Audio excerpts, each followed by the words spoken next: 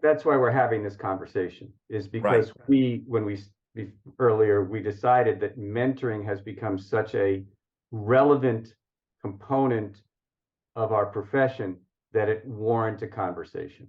Yes. And that understanding that there are resources, and you may not find them in the practice that you're working, but there are resources for you as a mentee to help you deal with the social components, the communication components, the psychological components, and even to a degree, the clinical components of being a new contributor to the veterinary profession, and affording yourself of these opportunities to make sure that you can become all that you can be is extremely important to your career satisfaction and your career longevity. Welcome to Peter and Phil's Courageous Conversations, a podcast addressing race relations and social issues in hopes that you'll be inspired to do the same. Now, let's begin our conversation with your hosts, Dr. Peter Weinstein and Dr. Philip Nelson.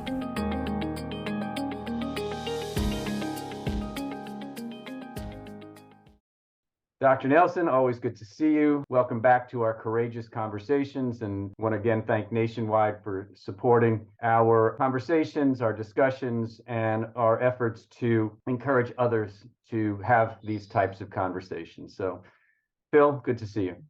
Good to see you too, Peter. And I too want to acknowledge Nationwide support, as well as the support that I get from you in these conversations. I learn a lot. Consider you not just a friend, but a self-appointed mentor too, in certain ways. So it's a good choice of words, because I think the topic that is extremely common in the veterinary field, and really in all fields in terms of growth, is the term mentor. And I think there's a lot of sometimes overuse of the term. I think there's a lot of uncertainty about what it means. I think, as you noted, that you consider me to be a mentor for you, and I would say the reverse is true. And when we were speaking in the pre-talk, you mentioned that you have a mentor that's 20 years your senior, and I would suggest that I probably have similar. But I think mentoring and mentorship and mentors is a great discussion, and a great area that we could start, and it could go on for hours. So I look forward to chit-chatting with you about this concept of mentoring, and ask you about, when did you first think about mentoring, or even mentors? Is this something that went back to high school, or is it something that really didn't develop in your world until you were a dean? oh no, oh hell no. Um Not even heck no, that was a hell no. Okay. That No, I'm sorry, but I think, the first thing, you normally have a Googled mentor and come up with a definition. So why don't we start with your definition of mentoring, the standard definition of mentoring? Well, see, that's interesting, because there are so many different definitions of mentoring that I really didn't look up a Google definition of mentoring. I can tell you that mentoring came from a Greek individual by the name of Mentor, I believe, going way back, because I did some research from that standpoint. But mentoring has so many different ways and definitions. And no, I didn't look it up, because it could be a teacher, it could be a coach, it could be an educator. There's so many different things, and in many ways, our parents are our first mentors. That's good. I mean, although when you do Google it, you'll see that people actually try to parse mentoring versus coaching versus teaching. Right. And for those who value their role as educators, I will tell you that I think mentoring includes a commitment and engagement that's different from teaching. And coaching actually almost imbues a business relationship between the mentor and mentee. There are expected outcomes, whereas mentoring is more of a voluntary relationship on both sides, a sense of engagement where the mentee hopes to gain from the experience of the mentor and to learn a few tricks of the trade. But in those type of mentoring relationships, you don't necessarily get down to the nitty-gritty of learning skills at a basic conceptual level. And I would add that not only does the mentee gain from the mentor, but the mentor gains from the mentee. It's two-way. One would hope. Right.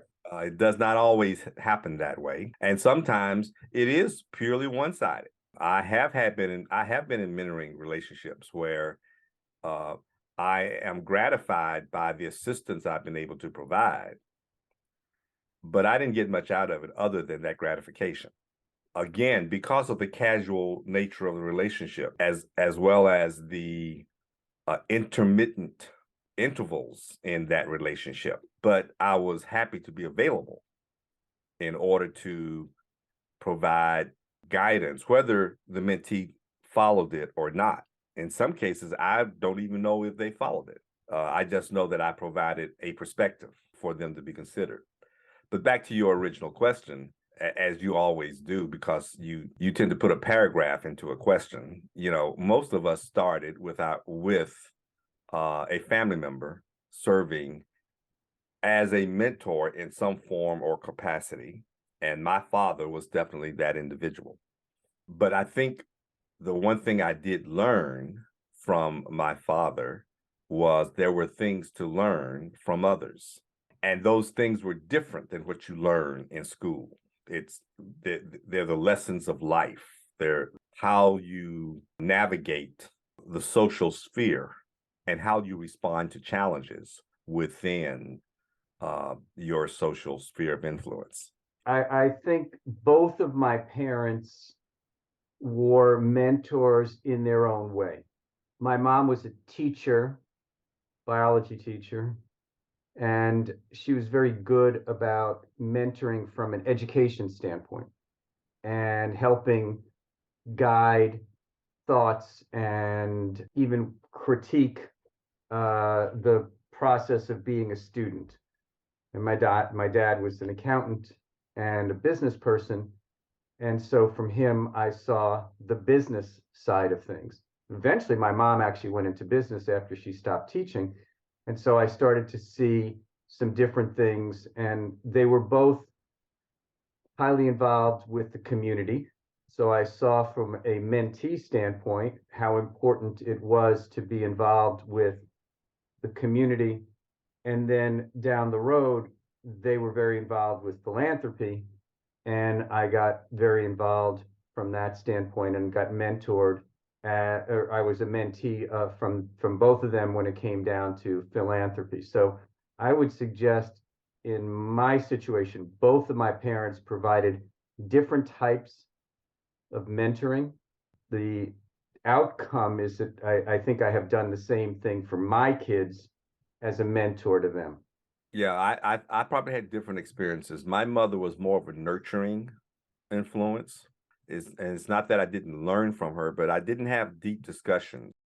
We had deep discussions through my father, meaning we were all in the room and they had similar views. And when they didn't, I learned a lot.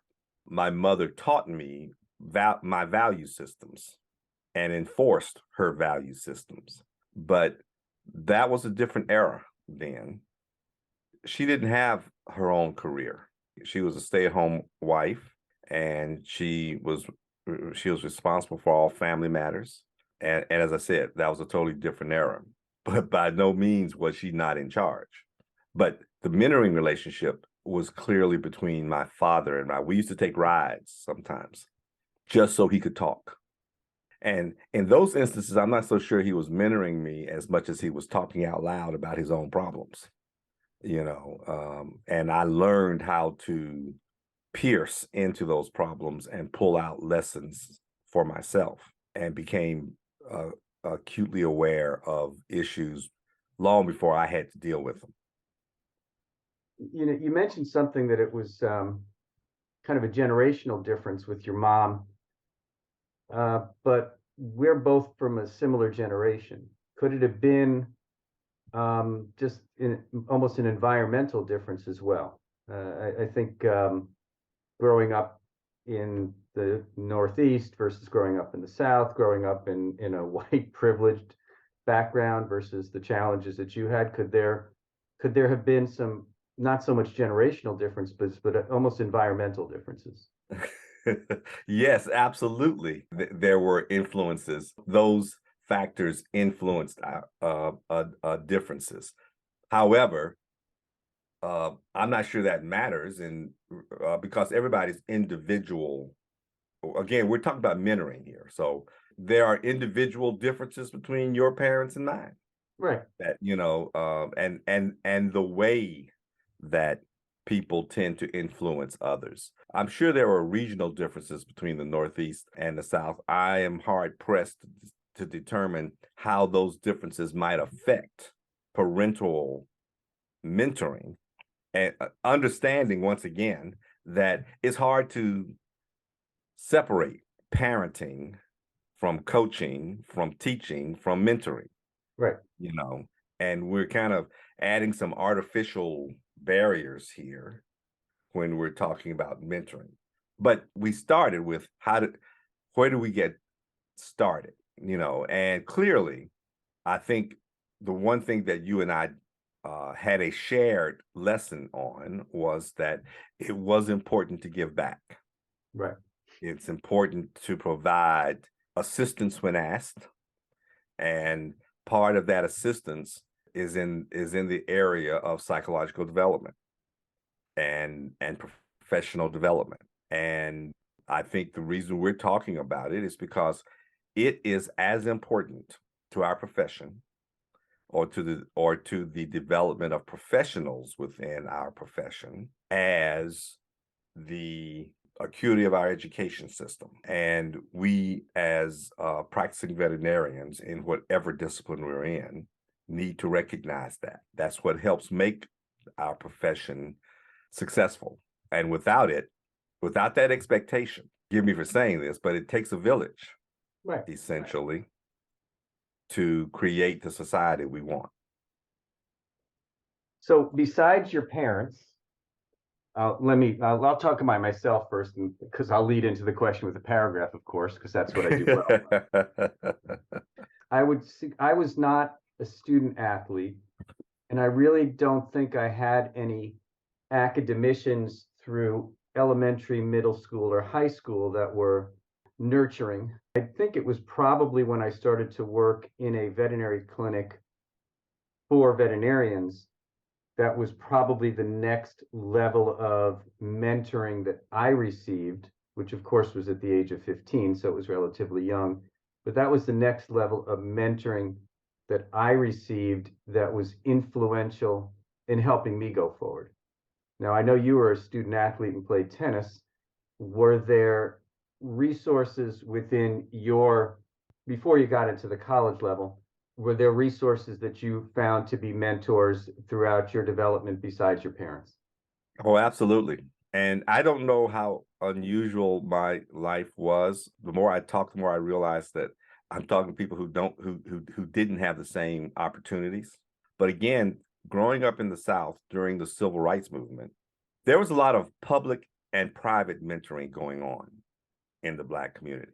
And I now realize how much I benefited from the activism that was occurring almost on a daily basis. You got to imagine. So on the one hand, every day in the news during the 60s, almost every day, other than the Vietnam War, Black Panthers, SNCC, NAACP, Martin Luther King, they were on the news in some fashion. And how they were responding to social justice issues was constantly discussed in my household, which was a form of mentoring for me, to the point that I realized I was expected to be a part of that. And it infiltrated even in our education, in our formal education. Our teachers also felt that it was their responsibility to not just teach us math, but to prepare us for not being jilted by contracts that would take advantage of us, of our situation or our race. And I also was lucky to be a member of a family who was headed by a college graduate who was director of food service at an HBCU. And as a result, I had access to people that most people didn't have access to. When I was 9 years old, I was a busboy at banquets that my father would serve. So I got to hear the president of Jackson State give speeches. I got to go to his house for receptions that I was actually working in, but I got to hear these people talk about the issues of the day. I now understand the intellectual development that occurred as a result of those experiences. Now at the same time, at some point when I turned 6 or 7, my father realized that I had a talent for science and I loved animals. And he's the one who decided, you know what? He's a Tuskegee graduate. He knew there was a vet school at Tuskegee. He knew there was a Tuskegee veterinarian in Jackson. He knew him. So he took me to his clinic. And that man became one of my mentors immediately. But we didn't just talk about vet med. His name was Roland Powell. He ended up buying a share of the local television station. I learned a lot about business from him, as well as a lot about life. We didn't necessarily see everything eye to eye, but I had a lot of admiration for him and his wife, Sandra. There were many aspects of my life where I learned how to select my mentors. There was a disc jockey that was almost a comedian, and he had a local show once Jackson started allowing African Americans to be on TV and own their own show. But his name was Joby Martin, and he was a radio personality. He was very funny, but he was also very serious, and I got to see the serious side of him. Now, at the time, I had no idea that I was walking among royalty. I don't think anybody thought of him as that. I now do, because I understand that he was one of the leaders of the community. And I played with their children. And of course, I've already told you the story of how of Medgar Evers and how he was a heralded hero before he got shot. But that's the kind of atmosphere I was in. So everybody essentially understood their role in trying to improve our local society. And in doing so, mentors were available almost, they almost fell over each other. As a matter of fact, it was probably the most effective way of recruiting new talent into the movement. So looking back, in our case, over 40 years now, we didn't call them mentors. We went through the process, but they didn't have a name. Right. Exactly right. They were looked at as maybe as teachers, maybe as influencers, but we didn't call them mentors per se. And so I don't know when the term mentor escalated. I remember the TV show Kung Fu with Poe and Grasshopper, and that kind of was a mentor-mentee relationship, and then Yoda and Luke Skywalker in Star Wars, but we never called them those terms. It's interesting that we look back and say, you know what? They really were mentoring at that point in time, but we didn't have a name for it. I don't care. I mean, it rose by any other name, right? Yeah. And to be clear, we're talking about a function outside of teaching or coaching. Right. We're talking about function of an advisor that essentially results in personality development, professional development, those soft skills that we keep talking about. Yeah. But now that we're talking about it, I realize essentially these were people who validated what your parents taught you. Because we never listened to what our parents said. Because we never listened to our parents, right? I mean, we heard it, but it didn't matter until somebody else said it or confirmed it or repeated it. I think, and you'll probably agree with this, I hope, until you become a parent, you don't appreciate what your parents said to you. And then now you start becoming your parents. I just know that the older I get, the smarter my dad becomes. Touche. Can we put that on your graves? Because I think we need a t-shirt for all people who are over the age of 60 that says something to that effect.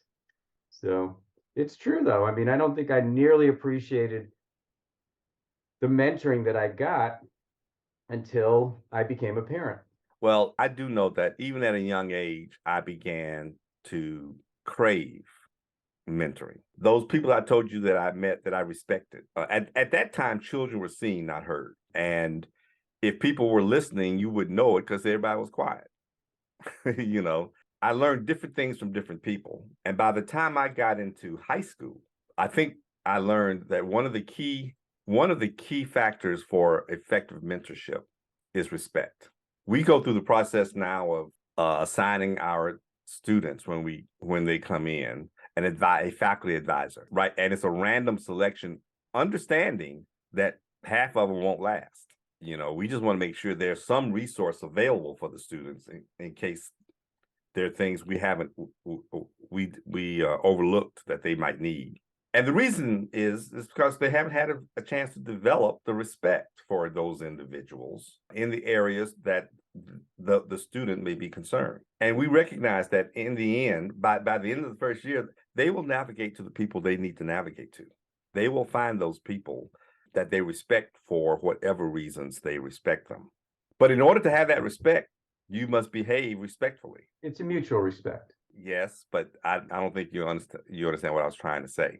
Mm-hmm. Because I didn't say it well. You're right. It is a mutual respect, but you must behave in a manner that garners respect. Right. You have to earn it. You have to earn. You have to earn it. You have to have the competence if it's a professional mentoring, or the value system if it's a social mentoring that we're looking for. I now understand that you don't have to be perfect. All of us are still human beings. And I now know that the integrity of all the people that I just mentioned that I looked up to in awe had cracks in their shield. It didn't make them any less important to me. And unfortunately, in today's day and time, we would rather exalt every personality deficiency, than to look at the balance of an individual's contributions. Well, there's more and more to indicate that vulnerability is a strength, not a weakness. And so the cracks in the windshield, which might have indicated some levels of vulnerability, probably made them better when it came down to being a mentor. I think I'm being a little more critical than vulnerability. I'm saying that I saw the president of Jackson State make some serious mistakes, be it policy or personal, but they were mistakes. They weren't necessarily character flaws, without getting into any details. But my heroes didn't have perfect lives. But on the other hand, it's not for me to judge those imperfections. It's the people that my heroes affected to determine whether they can forgive them or not. You know, we're not talking about robbing a bank, killing anybody, but what I'm trying to get to is that we need to understand that even our mentors are human beings, and imperfections come with that. Absolutely. And I think, again, it makes you stronger to have imperfections, because we learn through mistakes. We learn through feedback. And perfection is next to impossible to attain. And so it's by those mistakes and feedbacks and whatever that make us better as a mentor. If you allow me to blow your horn a little bit, I mean, I've observed how much you care about mentoring. You mentor students across the entire nation. Not sure if you provide mentoring for young and mid-career graduates. That may be more education than mentoring, but I want to openly applaud you for the time that you invest. You seem to want to make sure that every graduate that comes out of any school has a basis of business that you didn't have when you graduated. Yeah, I personally think that's a worthwhile goal. I just hope you don't kill yourself trying to do it. And you're slowly becoming contaminated and becoming an academician as you do it, because you're learning a lot about education and education techniques.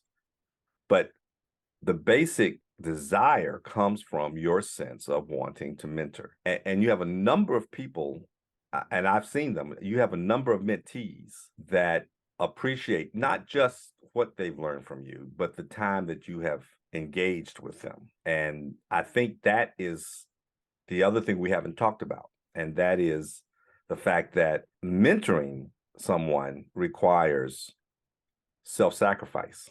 I'm paid to teach. I was paid to be a dean. Stepping further in education is because I enjoy it.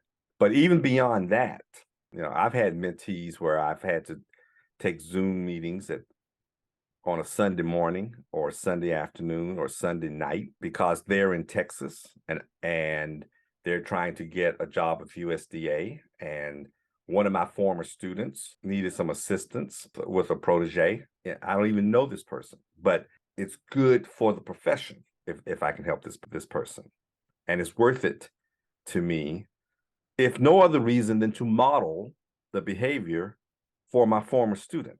Well, I'm speechless. I want to thank you for the call out. It probably comes from a number of different things. I think some of it comes from the leadership that I saw while in veterinary school from people like Dr. Irv Small, who was a very influential faculty member and associate dean at University of Illinois. I think some of it comes from me thinking to try to leave the profession better for the next generation and to learn from things that maybe I didn't learn. But you're right. I do commit time to not just the students at Western who I teach, and not just to the admissions committee that I'm involved with to help identify the next generation of students, but to any of the veterinary schools that reach out. The time is something I will commit, and I won't ask for anything more than just a mutual respect. If in the same way that you were mentoring one of your former students, if a student needs my help, they will get my time, and as long as there's a mutual respect. So I appreciate that, and I think that's a great place to end this conversation because that was a great high note. So, well, no, before we did, I'm just kidding on that one. I wanted to take the compliment and run. I would acknowledge that I knew Dr. Small too. I knew him quite well, as a matter of fact, even as a student, because Dr. Small used to come to Tuskegee, not just to give lectures. He got in the clinic. He advised Dr. Bowie on how to handle certain issues. It's a sign of greatness when people have such a wide effect within a profession. I actually got to know him personally later, after I graduated, and I consider him to be one of my mentors as well. I have a number of mentors from a lot of other colleges that are too numerous to count. But when I got into the veterinary profession, you can name your faculty and your administration. Of course, I did not know until after I graduated that many of us never met our deans or didn't want to know the dean, because the only reason you would know the dean is because you were in trouble. Two of the deans at Tuskegee, actually the whole administration at Tuskegee when I was there was very instrumental in terms of being mentors to me. Dr. Walter Bowie was the dean at the time that I joined. And of course, we had some significant faculty that influenced me. And I think, once again, I benefited from the fact that it was only a class of 45. And similar to my experience in the 60s, the faculty was committed to preparing me for not just veterinary medicine, but the social obstacles I was going to have to face. There was an additional education there that I considered mentoring. They were willing to offer it to anybody, but I don't think everybody took advantage of it. Yeah, I would love to say that I can remember a faculty member at U of I that was a mentor, maybe Joe Dorner in pathology, but I can't remember that many. It really wasn't until I was out in private practice that the next level of mentoring came in. And that was in the second, third, and fourth jobs. The first job, no mentoring there. That lasted 3 months. That was a nightmare. But the next 3 jobs all had great mentors. So now we're moving into the professional arena after Yeah. graduation, after veterinary school. And that's where mentoring becomes is just as critical, Yeah, absolutely. right? We should not rely on the colleges to prepare our graduates for everything. They can't. First of all, nobody knows what to prepare them for. And we were having this discussion just prior to this discussion, and that the best we can do is prepare our students to be prepared for the future without knowing where the future is going to take us. That means that we need to prepare perpetual students. They need to expect to be perpetual students. But that's where your experience comes in helping the profession survive, because your experience of dealing with unanticipated developments throughout your career is how our young graduates are going to survive. And why should they have to reinvent the wheel? They shouldn't. They should just make the wheel run smoother. Sometimes I think we forget how naive we were when we graduated. Naive. I No. felt like a foal that just couldn't stand up, or a fool, one or the other. Well, sometimes I hear seasoned practitioners demand that students be seasoned when they graduate, as if that's how they came out of the box. Yeah, we have short-term memories, Phil. I mean, we only remember what's right in front of us. So those of us who are talking to faculty at universities and say we want them to be seasoned, it's because we forgot what it was like when we came out of school. Exactly. So, and retrospectively, the students coming out of school in 2022, 2023 are at the same baby cow, baby horse level that I was when I came out of school. It's just probably the expectations are even higher now from clinicians than they were when I got out of school and when you got out of school. The liabilities are definitely different. Yeah. The value systems have definitely changed and become entrenched. I think the challenges have become greater because the expectations from consumers, from colleagues, from regulatory agencies, maybe they were there, but I think we're just much more aware of them now and much more sensitized to them. And of course, social media doesn't help in some of these things too. Ladies and gentlemen, this is why I have an interpreter in the conversation, because clearly I wasn't being clear. But that's exactly what I was trying to say, Peter. That's why our liability has changed, has worsened, if you will, because of those expectations. You and I had a discussion once before about when the pet moved into the house. Right now, there are more individuals that have no children, and they're having children later and later, or deciding not to, and deciding that their pets are good enough. But that also allows them to emote more on their pets, which creates additional demand for veterinary services, as well as the quality of those veterinary services. And so all those things add up. But I do remember during my career hearing certain practitioners complaining that the graduates I sent them, this was from another institution I was working at, but that the graduates I sent them, it was taking them too long to do a spay. It took them an hour to do a spay. And my response was, that's why they call it practice. You know, the post-vet school experience, when I graduated, we didn't call it mentoring.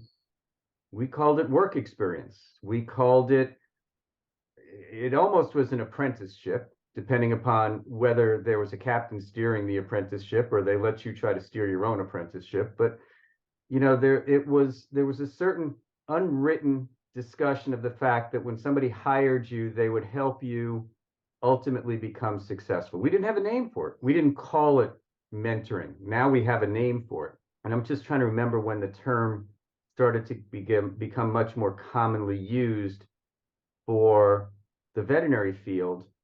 And I can talk about the business side and how I got mentored there as well. But I do think that we just didn't call it what we call it now. And it was an expectation of a new hire to take their new graduate under their wing and give them the tools to be successful.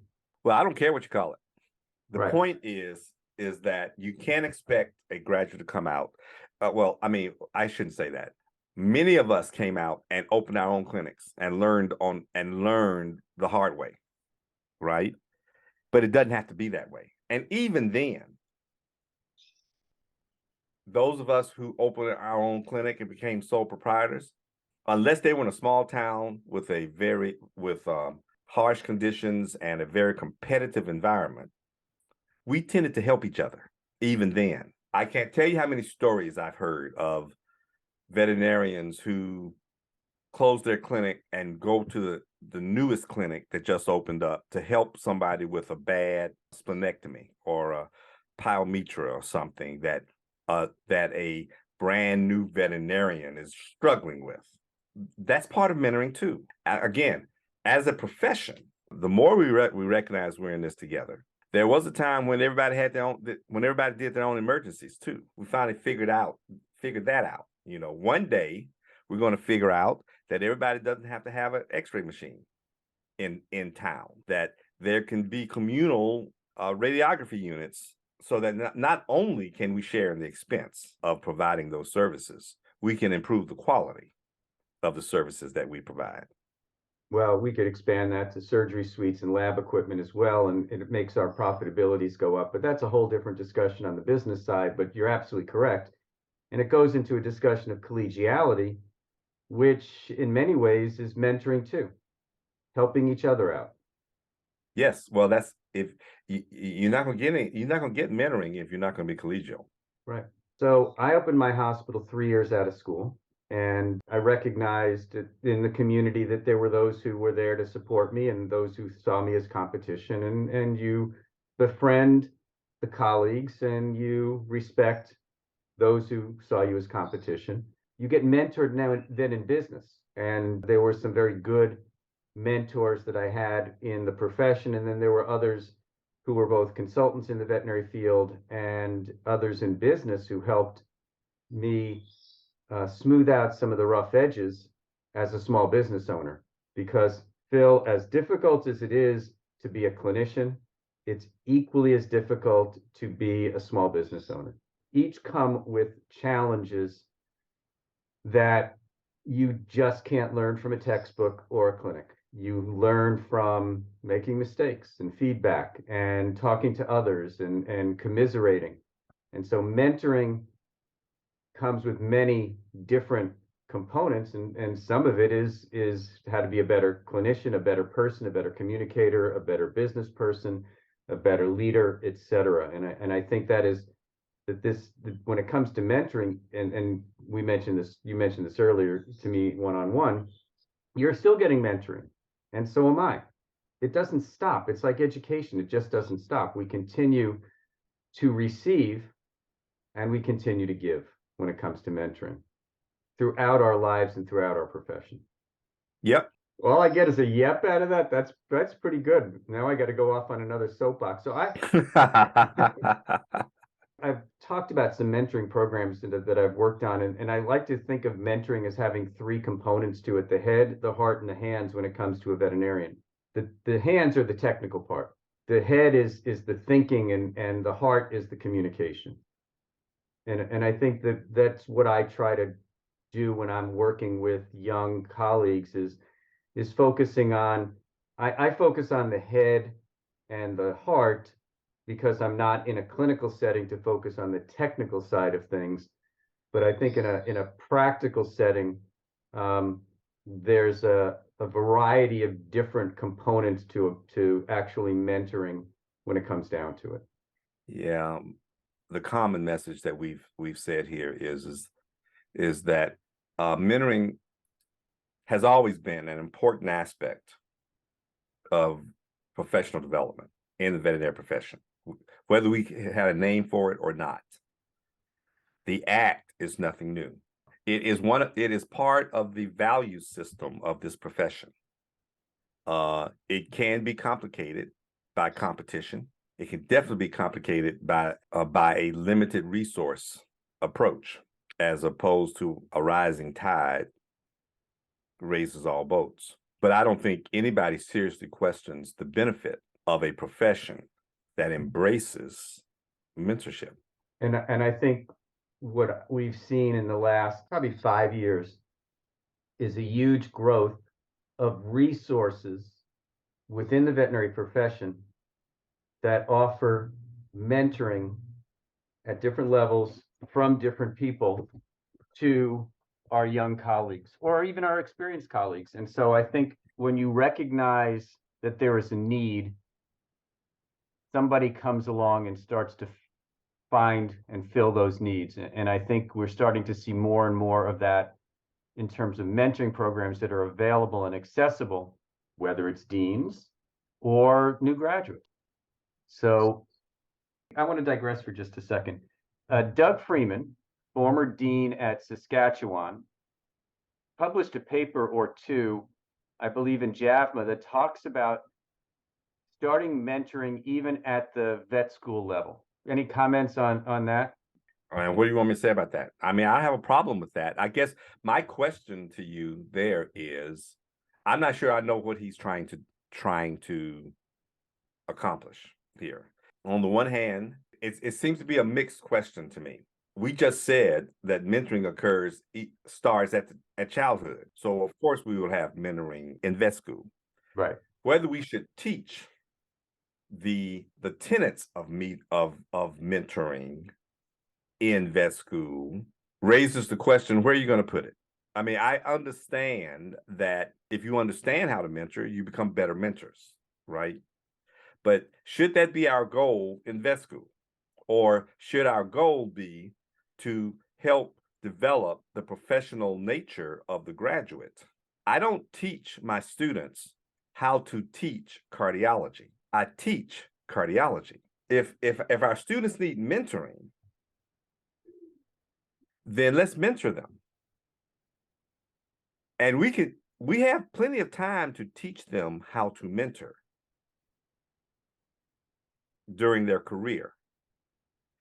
And so, this just goes back to your wanting to teach them how to write a resume in the first year. Something's got to give if we expect to have a humanistic curriculum. Of course, one can argue for it. I mean, I'm not saying that it wouldn't be helpful, but I am saying I don't think it's practical. I'm not arguing one way or the other, except to suggest that there was a suggestion from a dean that mentoring and helping students become good mentees could be part of that 4-year professional curriculum. Well, whether students it's kind of like helping students become good students. I mean, they have to do their part too, right? Absolutely. And so the way you phrased the question, I was focusing on the mentors, not the mentees, right? And essentially now this information suggests that I totally misread the question, or you didn't translate what you really meant. However, my answer is more consistent with what you want. If you want to make them better mentees, just give them the expectations of the mentees. They still got to do it. But I do believe, and there are programs out there post-graduation where you can learn how to be a mentor. I think the recognition of the importance of mentoring in our profession is the inciting need. And then I think we know how to handle it after that. That's why we're having this conversation, is because when we earlier, we decided that mentoring has become such a relevant component of our profession that it warrants a conversation. Yes.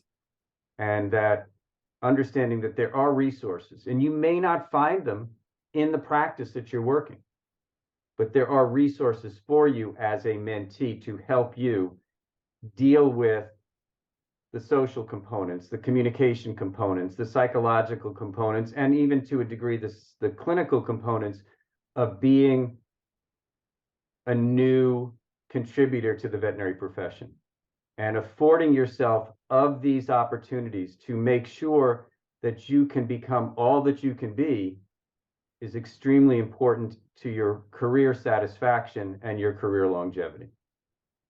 Well, I don't think I can add anything to that. That was very well said. I'm going to take this opportunity to thank Nationwide one more time for giving us the opportunity to talk about the importance of mentorship. And I'd want to encourage all of our colleagues to embrace the value system that includes mentorship and to understand our collegial role in developing this profession by assisting the development of our new graduates and our colleagues.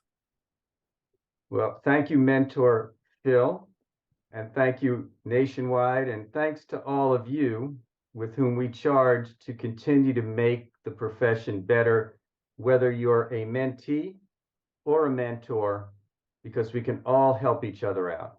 So thanks for listening. Look forward to sharing more with you next time.